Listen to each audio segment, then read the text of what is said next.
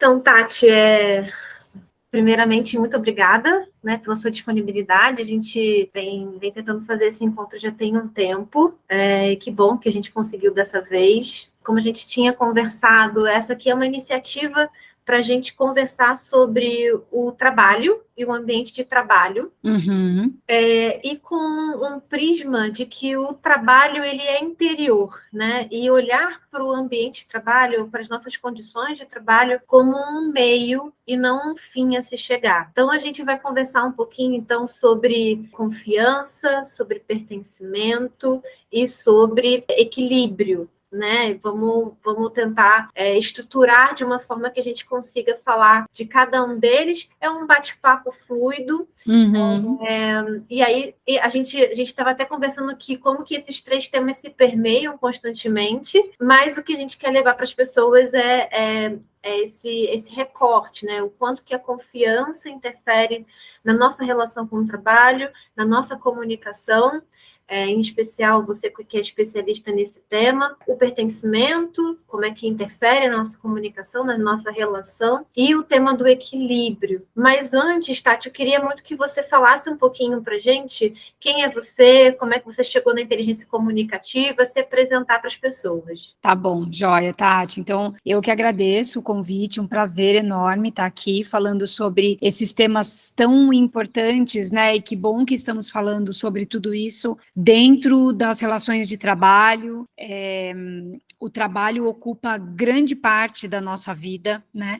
E agora eu acredito que a gente começou a olhar para ele de uma forma saudável, né? O Jung já falava que as nossas maiores angústias, um dos maiores focos de angústia do ser humano vem da nossa relação com o trabalho. Então, eu sou fonoaudióloga de formação, eu sou especialista em comunicação humana, fiz a graduação em comunicação, o mestrado em comunicação, e trabalhei uma boa parte da minha vida profissional dentro da fonoaudiologia clínica e hospitalar, né? E há 10 anos, mais ou menos, eu fiz uma parcial transição de carreira. Então, eu passei de reabilitar a comunicação humana, ou seja, trabalhar com pessoas que tinham alguma questão, né, algum transtorno, alguma doença de base que afetava diretamente a comunicação, para o que eu faço hoje, que é habilitar a comunicação humana. Então, é apoiar as pessoas a utilizarem a sua comunicação de maneira consciente, em primeiro lugar. Nesse caminho, eu criei a minha empresa, que é a Inteligência Comunicativa, e dentro dessa empresa, o meu trabalho é com o meu método, que também chama inteligência comunicativa. Então, eu criei um método de desenvolvimento da comunicação, várias áreas compõem o meu trabalho, várias áreas compõem esse método. Então, eu citei aí o Jung, né? O Jung é uma das minhas áreas de estudo, a psicologia analítica junguiana, conheci você no Eneagrama, né? Que também é uma parte importante do que eu faço, do que eu levo para os meus clientes. A comunicação não violenta também é uma parte do meu método. A linguística, que vem da minha área de formação lá na graduação, e a neurociência do comportamento e da comunicação. Então, dentro de todas essas áreas de conhecimento, eu procuro olhar para a nossa comunicação como algo que permeia as nossas vidas de maneira muito direta, tanto em relações pessoais quanto em relações profissionais. Perfeito, Tati.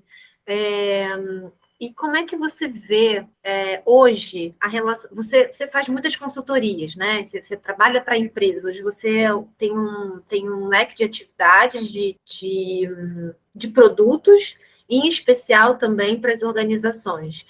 Como é que você tem, nessa relação com as organizações, observado o tema da comunicação? É um tema que tem sido muito procurado, e em que viés da comunicação que te buscam, né?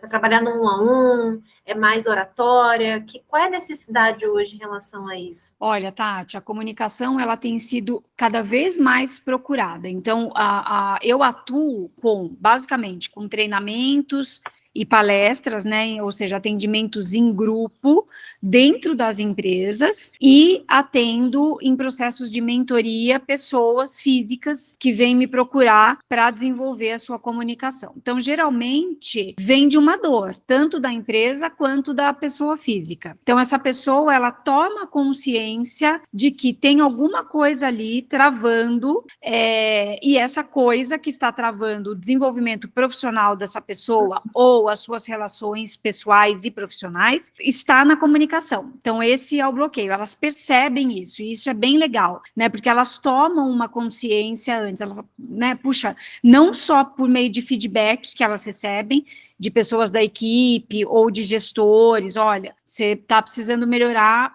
a sua forma de falar em público, ou a sua equipe não está confiando em você, você precisa olhar para a sua comunicação. Então, elas vêm da tomada de consciência em relação a uma dor. Eu vejo que essa procura, ela tem acontecido cada vez mais. Então, nós passamos uma época tratando a comunicação como algo pouco importante. A gente colocou a comunicação durante muito tempo na prateleira de perfumaria. Eu pensava em várias coisas relacionadas ao meu trabalho, por exemplo, mas eu não pensava na minha forma de me comunicar. Nós estamos num processo importante de tomada de consciência em relação a isso. Então, hoje, não precisa nem de um diagnóstico profissional e formal dentro de uma empresa para as pessoas no trabalho perceberem a importância da comunicação e o quanto isso impacta ou o quanto impede essas pessoas de irem para frente. Então, e eu acredito que essa tomada de consciência, ela só começou, ela está só começando. Eu acredito que nós estamos aí num processo que está longe de se concluir, porque é uma das partes mais importantes da nossa vida. A nossa comunicação, inclusive, é uma das coisas que nos constitui como seres humanos, né? Uma das coisas que nos difere dos animais é a complexidade da nossa comunicação. Legal. E dentro dos temas que a gente vai trazer, né, hoje aqui, o tema como é que você olha a comunicação e o tema da confiança, né? A comunicação é um tema relacional, ou seja, eu me comunico com alguém, né? Imagino eu. Isso. Está sempre se conectando através da nossa comunicação com o outro. E nesse meio do caminho, nesse fio condutor da comunicação, tem ali a confiança, né? Como é que você vê essa relação entre confiança e comunicação hoje? A confiança, ela é um produto da comunicação ou não, né? É um resultado que essa comunicação pode ou não gerar, mas é interessante, Tati, porque é uma via de mão dupla, né?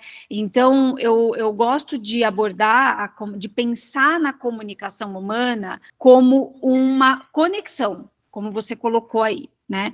Se essa conexão não acontece, a relação ela passa a ter ruídos. Então, essa conexão, ela entre outras coisas, vem de uma necessidade da gente estabelecer uma relação de confiança enquanto nós nos comunicamos. Dá a impressão, portanto, de que toda comunicação ela precisa ser uma relação profunda, né? Então, mas para eu estabelecer uma relação de confiança com a pessoa, eu preciso conviver com essa pessoa há mais tempo. E não é só isso. Então, se a gente for pensar numa venda, por exemplo, eu entrei numa loja para olhar um produto. Um dos fatores que faz com que essa venda aconteça é o quanto aquele vendedor conseguiu estabelecer uma relação de confiança comigo. Então, a confiança, ela está o tempo todo quando falamos de comunicação. Tem até uma situação que eu vivi, Tati, que eu acho interessante trazer para exemplificar isso, né? Então, antes de eu fazer essa parcial transição de carreira, eu trabalhei numa montadora. E eu trabalhava como fonoaudióloga na equipe multidisciplinar de saúde do trabalhador. E eu estava lá já há algum tempo e comecei a ter uma possibilidade de promoção. Inclusive, o meu gestor, na época, falou sobre isso comigo. E eu não tive essa promoção, porque ele chegou para mim e falou, olha, eu conversei um pouco com as pessoas as quais você se tornaria líder, né? Eu me tornaria líder dessas pessoas se eu fosse promovida, e eu percebi que você tem uma questão de relacionamento com essas pessoas. E uma dessas questões é que tem alguma coisa no seu comportamento que não gera nessas pessoas uma relação de confiança. E eu recebi esse feedback, eu não tinha a menor noção disso. E isso foi relatado dessas pessoas para esse meu gestor. E aí eu não recebi essa promoção. Então, veja, né? Quando ele fala, tem alguma coisa no seu comportamento que não estabelece uma relação de confiança, na verdade, ele estava dizendo, tem alguma coisa na sua forma de se comunicar. Porque a comunicação, ela é uma reunião de comportamentos. Quando a gente fala de comunicação, a gente fala necessariamente de comportamento. E a gente fala necessariamente de uma relação de confiança que eu consigo estabelecer. Mesmo que seja, como eu falei, algo muito passageiro. Eu cheguei para abastecer o carro, a forma com que o frentista me atendeu. Eu cheguei para fazer um tratamento, eu recebi um diagnóstico médico e preciso fazer um tratamento. É muito comum a gente ouvir, eu vou procurar uma segunda opção, porque alguma coisa na comunicação desse profissional não gerou a confiança que essa pessoa precisava para seguir no tratamento com esse profissional da área médica, por exemplo. Então, se a gente for ver, isso está em todas as nossas relações, o tempo todo. Sabe que te escutando, Tati, me veio uma perspectiva que a gente estuda na filosofia sistêmica, né? De que esse comportamento que a gente exprime na nossa comunicação, ou as nossas crenças, as nossas ideias do como devemos agir, elas não somente estão associadas a uma estrutura individual, né, a nossa estrutura psíquica individual que foi desenvolvida através do nosso desenvolvimento, mas também dentro de um contexto do que é aceitável e não aceitável dentro de um sistema, né? Então, muitas vezes a gente se comunica de uma determinada forma em casa e se comunica de uma forma totalmente diferente no trabalho. Uhum. Então, o que diferencia esse estilo de comunicação? Por que eu me comunico de uma forma com meu filho, com meu marido, com a minha mãe, com meu pai, e com o meu líder, às vezes com a minha equipe ou com colegas de trabalho, eu me comunico de uma forma diferente? Existem algumas mensagens que a gente naturalmente capta, né, do ambiente, que faz a gente fazer essas modelagens a partir do que a gente entende do que é aceitável ou não. Né? Então, o quanto que a gente se percebe nesse processo de comunicação também. Será que todo mundo... será que a gente é capaz de se perceber nessa modulação, nessa diferenciação, quando a gente está num tom diferente, quando a gente está... e aí eu fico me perguntando, nessa situação específica do seu trabalho, o que te motivava, né, a ter um determinado tipo de comunicação que dava ao outro uma percepção de que ela não pode pertencer a esse sistema, ela não pode pertencer como líder, ela não pode assumir essa posição como líder, né? Então, a quem você estava, de repente, sendo leal a uma necessidade sua de não sei, tinha alguma parte sua que não queria esse cargo de liderança, ou a sua própria postura dentro daquele ambiente ali era necessário, na sua percepção, era necessário algumas determinadas posturas que acabaram deixando você deixar de pertencer como líder, né? Você continuava como na equipe, como uma especialista, não sei, mas provavelmente a sua posição como liderança estava em ameaça, né? Sim. Enfim, então, isso me remeteu o quanto a gente também modela essa comunicação. Isso. Como é que é isso para você, essa modelagem? Sim, o quanto a gente modela e o quanto a gente não modela, né, Tati? Porque o que impacta as nossas relações é o não modelar, o não adequar. Então, quando você começa a falar muito bem, né, assim, a gente se comunica de um jeito em casa, a gente se comunica de um jeito no trabalho. A primeira coisa que é importante a gente colocar aqui é que esse é um movimento, desde que consciente, saudável. Então, a primeira crença, né, que talvez a gente quebre em relação à nossa comunicação é que eu estou sendo leal a mim quando eu me comunico do mesmo jeito. Isso esbarra até um pouco num debate que tem sido muito colocado em pauta hoje em dia, que é a coisa da autenticidade. A gente confundir a autenticidade com intransigência e com essa falta de adequação, né? Então, assim, eu sou desse jeito, então eu vou falar com todo mundo desse jeito, porque eu sou assim. Para estabelecer uma relação de confiança na comunicação, não. Porque para estabelecer uma relação de confiança, eu preciso sair de mim e olhar para o outro. E tentar minimamente entender ali do que esse outro precisa para que eu estabeleça essa relação de confiança com ele. Então, não é sobre mim, sobre os meus modelos, é sobre o quanto eu consigo flexibilizar os meus modelos para atender a necessidade comunicativa do outro. Esse é o primeiro ponto, né? Nesse caso específico, e esse caso foi um momento importante para mim de tomada de consciência a respeito dos meus padrões, eu acredito que tem aí, né, como você falou, lá no fundo, questões psíquicas no sentido de não me achar preparada para assumir aquele cargo, mas fazendo um trabalho de autoconhecimento, né, eu percebi que o que mais influenciou essa não promoção, essa promoção que eu não recebi, foram justamente eu nessa lealdade para comigo. Então, e o Enneagrama me ajudou muito isso, né, a entender que o meu padrão é o padrão que foca na tarefa. E eu escuto muito esse discurso no ambiente corporativo, eu escuto demais, assim, né, por que eu preciso reconhecer um trabalho bem feito? A pessoa não está fazendo mais do que a obrigação dela. Eu estou no meu ambiente de trabalho para trabalhar. Eu não estou no ambiente de trabalho para tomar cafezinho e para bater papo com as pessoas. Por que a pessoa precisa receber um bom dia quando eu chego, se eu vejo a pessoa todos os dias? Então, eram coisas que eu alimentava dentro de mim numa busca de uma lealdade com o meu ego, na verdade, né? Esse era o principal motivador. Então, eu estou aqui dentro para trabalhar e eu não preciso estabelecer uma relação, eu não preciso focar em relacionamento, eu preciso focar na tarefa. Só que existem pessoas que têm um padrão de atenção para o relacionamento.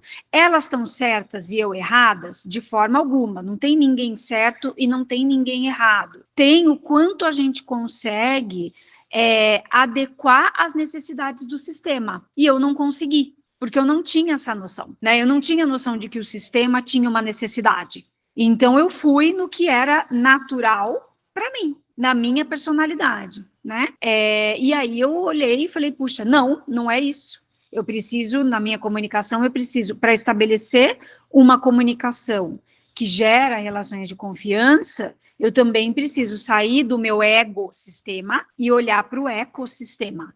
Senão a gente empaca. E eu vejo muito isso, Tati, eu vejo isso hoje nos ambientes corporativos, eu vejo pessoas serem aniquiladas em suas profissões, aniquiladas mesmo, expulsas do sistema, literalmente, porque elas não conseguiram sair das suas próprias necessidades, né? Então, assim, eu sou assim e eu vou ser assim até o fim. O sistema pega essa pessoa e joga essa pessoa para fora. Expurga, né, Tati? Existem como se fossem comportamentos aceitáveis, né, e não aceitáveis dentro de cada sistema. Pode ser que essa mesma pessoa, em um outro sistema, ela vai ser isso. Até o grande exemplo, né? Isso, ela vire presidente de um outro sistema. Presidente, né? Exato. Mas, assim, existe, Tati, e aí a gente precisa de muito autoconhecimento para isso, né? Existe sempre um padrão, um sistema de regras relacionais tácitos dentro de um sistema, né? Hoje, olhando para trás, eu vejo perfeitamente qual era o padrão tácito de relacionamento dentro desse sistema no qual eu não fui aceita nessa liderança, tá? Hoje eu olho e falo, puxa, era uma equipe relacional, e eu não tinha conhecimento para enxergar isso, né? Então, hoje eu vejo. Então, existe sempre um sistema tácito de regras relacionais. Numa sala de aula, no board de uma empresa, no chão de fábrica de uma empresa, numa família. E aí eu estabelecer, e isso promove a relação de confiança. Se você chega com alguma coisa muito inflexível e muito diferente, as pessoas não confiam em você.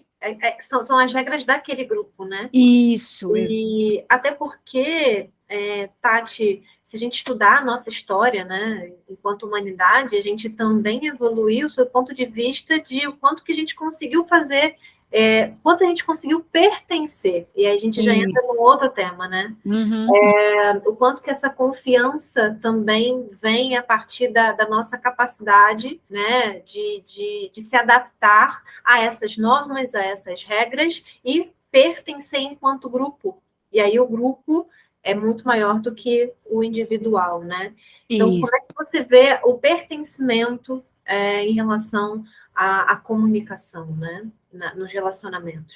É por meio da comunicação que a gente passa a pertencer. Então, isso que você falou, né? Até se a gente for olhar para a nossa espécie, evolutivamente falando, nós somos seres sociais.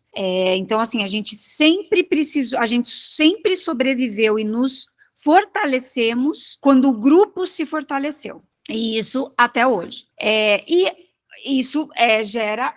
Isso tem a ver com o pertencimento. Então, a pessoa, né, aquilo que eu falei, sendo aniquilada emocionalmente, inclusive, nessa sensação de não pertencer. Isso, se a gente for reparar, se a gente prestar bastante atenção, isso acontece com a gente todos os dias.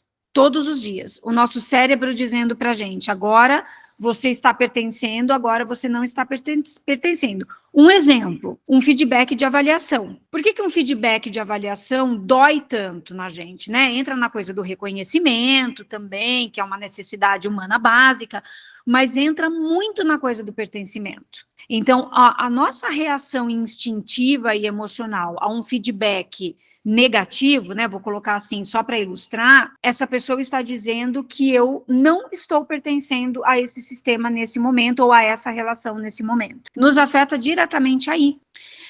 Então, o pertencimento, ele é para a gente uma forma de fortalecimento e uma necessidade básica para a gente, né? E a gente, de novo, a gente pertence por meio da comunicação. É a comunicação que conta para a gente se estamos pertencendo ou se não estamos pertencendo. Então, por exemplo, para quem está assistindo, né, a esse nosso papo agora, está vendo você fazer esse meneio de cabeça aqui. Esse meneio de cabeça está mandando para o meu cérebro a informação. Está rolando uma confiança, você está pertencendo a essa relação. Né? Uhum. Então, às vezes, numa sutileza, às vezes num contato visual. Então, uma conversa que está acontecendo ou não, um contato visual. Acessa na gente esse pertencimento ou não. Eu estou numa reunião e a minha câmera está fechada. Acessa na gente esse pertencimento ou não. E a gente vai começar a ver aqui, Tati, que uma coisa está ligada à outra. Então, se eu crio uma relação de confiança, eu crio uma relação de pertencimento. Se eu não me sinto pertencente, não está rolando uma relação de confiança aqui.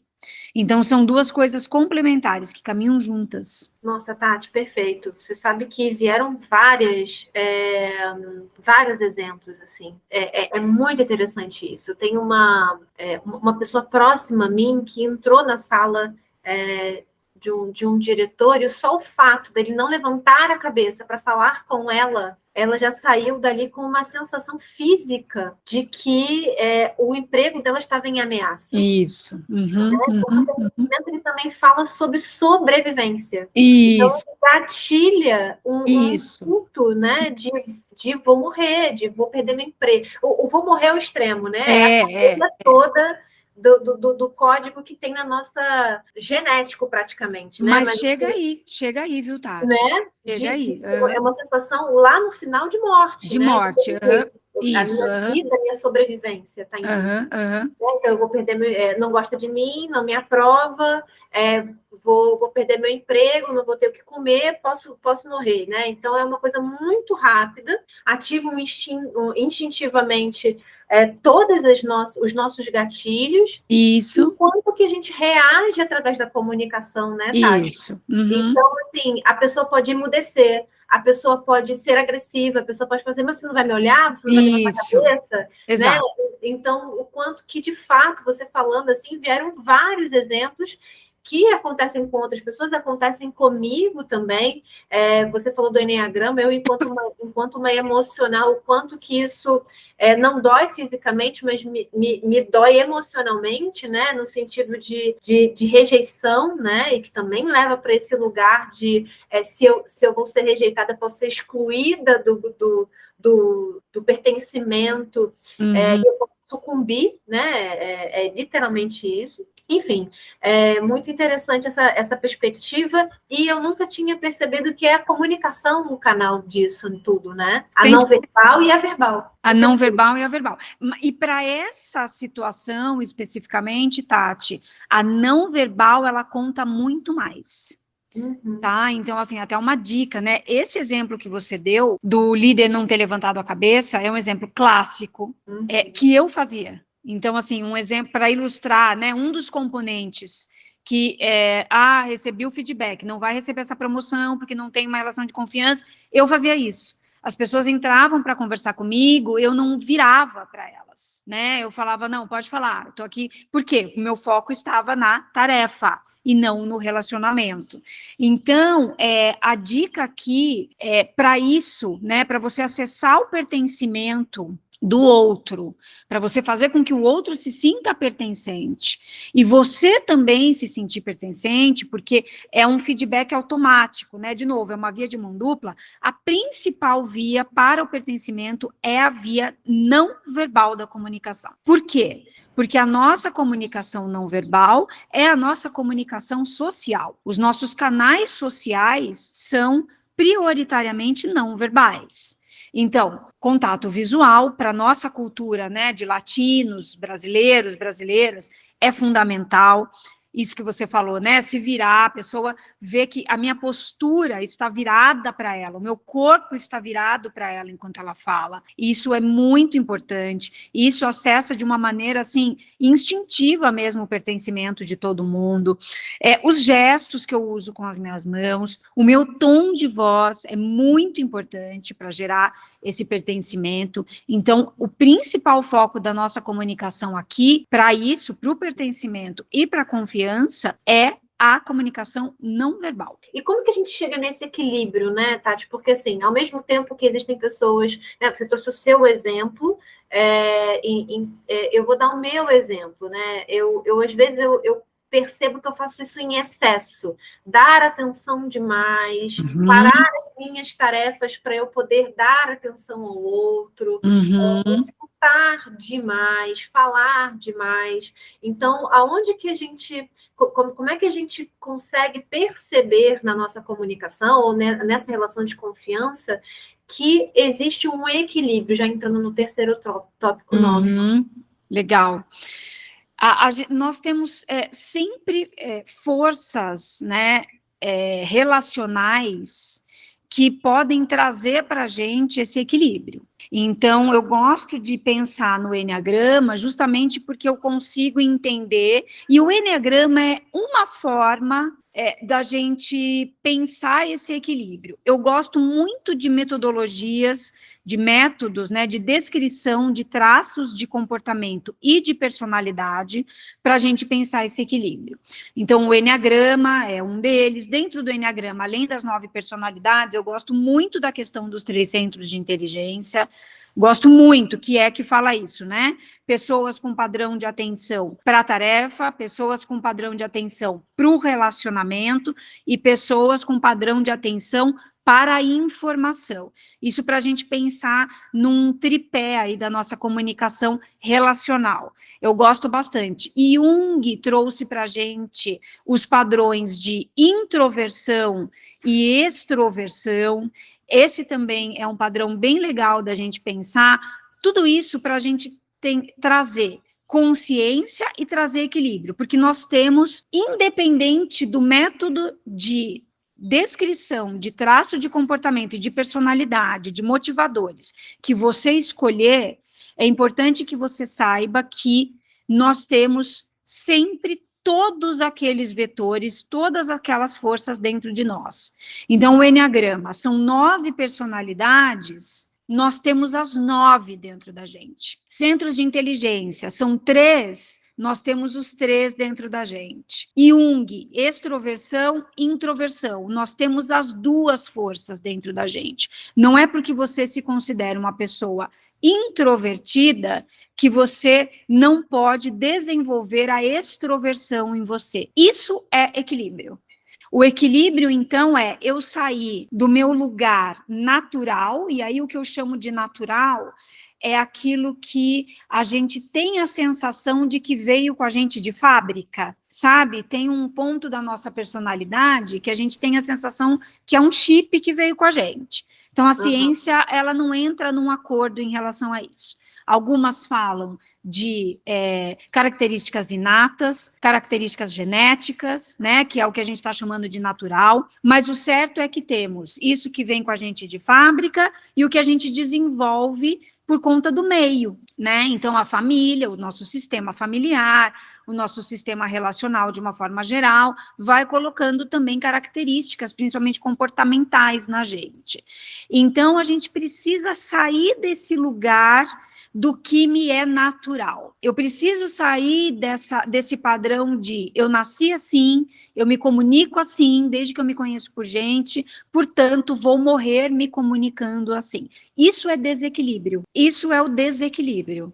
O equilíbrio sou eu buscar forças diferentes para justamente, eu sou uma pessoa, né, como você, eu me reconheço mais no relacionamento e percebo um desequilíbrio aí. Eu crio uma relação de confiança até demais. E aí dou um feedback para a pessoa, ela não leva muito em consideração de tão relacional que eu torno esse feedback. O que eu preciso fazer? Eu preciso trazer um pouco mais de foco na tarefa. Eu preciso trazer um pouco mais de foco na informação, nos dados, no processo mental que existe também nas relações. Isso, Tati, esse equilíbrio só com autoconhecimento. Para a gente sair, para a gente fazer esse movimento de saída, a gente precisa se conhecer. A gente só muda aquilo que a gente conhece. Então, eu preciso conhecer os meus padrões, preciso conhecer qual é o meu lugar comum, e certamente existe um desequilíbrio nesse lugar comum, certamente existe um desequilíbrio nessa sua forma natural de fazer, e eu preciso adquirir, então, uma energia de ativação para me mover em direção aos outros recursos, porque nós temos muitos recursos, eu diria até que infinitos recursos dentro da gente, mas a gente precisa trabalhar para isso, não vem sozinho. Então, tá muito em linha com a proposta dessa conversa, né, Tati? Que, assim, o trabalho, ele é um meio da gente ver todo esse desequilíbrio. Exatamente. É onde a gente fica ali 90% do nosso tempo, né, de vida, né? A nossa vida vive nesse eixo ali do trabalho. Você até mencionou o Jung brilhantemente, e o quanto que a gente pode se conhecer através do trabalho. Você falou 2 ou 3 vezes, você trouxe a questão do desde que tomemos consciência. E eu achei isso também perfeito, porque o quanto que a gente fica na robotização, no automatismo, em especial no ambiente de trabalho, e aí vem essa narrativa, né, de eu sou assim, nasci assim, né, Isso. e vou morrer assim, e que me aceitem assim. Isso. E o quanto que é cada vez mais difícil conforme você vai evoluindo na sua carreira profissional, né, Tati? Então, assim, cargos executivos, cargos de liderança, eu percebo que eles são ainda um pouco mais resistentes, porque eles chegaram onde Exato, chegaram dessa forma. exato. Então, eles tiveram muitos reforços, né? Muitos reforços ali ao longo da trajetória profissional de 10, 15, 20 anos, de que ser assim chega onde eles Isso. chegaram. Como é que a gente desconstrói isso? Né? Tem que ser pela via, como você disse, da dor. E aí procuram o seu trabalho, procuram um trabalho de outros especialistas, porque começam a perceber que ou o próximo passo não está vindo de uma forma fluida, ou as relações, ou as tarefas, algo se desequilibra e ele precisa fazer um retrocesso, né? Um olhar para dentro, porque o para fora Exatamente. já não é mais suficiente. Exatamente. E essa fala, e eu vejo muito isso, né, Tati? Hoje menos, tá? Voltando à sua primeira pergunta em relação à comunicação, mas eu via duas coisas acontecerem muito.